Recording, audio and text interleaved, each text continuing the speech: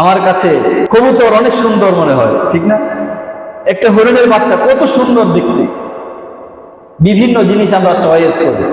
এই ফুলটা কত সুন্দর, আল্লাহু আকবার, চা কত সুন্দর, কত মায়াবী, ঠিক না? বলে থাকি। কিন্তু মহান রব্বুল আলামিন সেই কবুতরকে, সেই গোলাপ ফুলকে, সেই চাঁদকে আমার চেয়ে সুন্দর বলেন নাই? কথা বুঝেন নাই?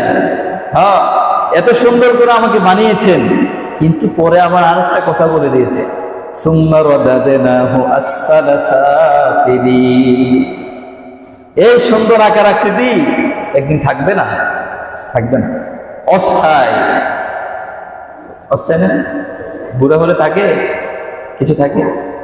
যুবক থাকতে তো বহুত বাহাদুরি, সৌন্দর্যের বাহাদুরি, শারীরিক শক্তি, তকতের বাহাদুরি, সুঠাম দেহের বাহাদুরি। হ্যাঁ, যার ঘাট যত মোটা, দুর্বলের উপর নির্যাতন করতে সে তত বেশি এগিয়ে যায়, যদি আল্লাহর ভালোবাসা অন্তরে না থাকে। কথা ঠিক কিনা? সে জুলুম করতে সাহস পায় কখন? যখন নিজের ঘাড়ের দিকে তাকে, ওরে বাবা এটা কি মোটা, এই যে এইদিকে এতটুকু, ওই দিকে হ্যাঁ অনেক মোটা। দেখে কি দেখে না? হ্যাঁ, ঠিক আছে, অনেক স্মার্ট। আল্লাহ পাক বলেন তোমার এই স্মার্ট গিরি থাকবে না।